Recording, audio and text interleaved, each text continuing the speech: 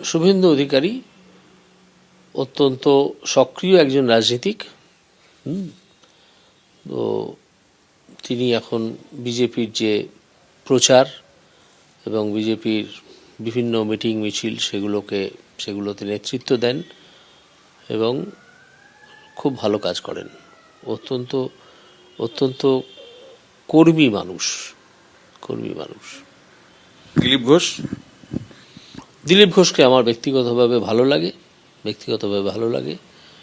তিনি এখন কেন খানিকটা চুপ করে আছেন আমি জানি না, তার আরও ফোরফ্রন্টে চলে আসা উচিত।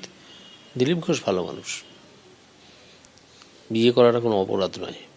বিয়ে করেছেন তাতে কি হয়েছে? তাই না? কোন ঠাসা নাকি নিজেই নিজেকে আড়ালে রেখেছেন সেটা আমি জানি না, কিন্তু তিনি যে সামনে আসছেন না, আরও সক্রিয় ভূমিকা নিচ্ছেন না, এটা আমরা সবাই দেখতে পাচ্ছি। আমি ব্যক্তিগতভাবে মনে করি যে দিলীপ ঘোষের মতো একজন বড় নেতার সামনে আসা উচিত এবং যদি কোনো সংকোচ তার মধ্যে তৈরি হয়ে থাকে সেটা ঝেড়ে ফেলে চলে আসা উচিত, তো মাঠে নেমে পড়া উচিত, যেভাবে নামা আমরা প্রত্যাশা করি সেইভাবে। মানে উনি না আসার ফলে কি দলের কোনো সমস্যা তৈরি হচ্ছে কিনা আমি বলবো না, তবে প্রচারে খানিকটা খামতি তো থাকছি, কারণ তার একটা নিজস্ব স্টাইল আছে যেটা বহু মানুষ পছন্দ করে।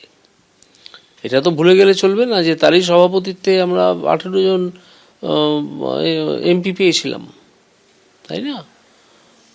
তো সেখান থেকে তো আমরা অনেকটা পিছিয়ে গেছি। তাকে তো এই কৃতিত্ব দিতেই হবে।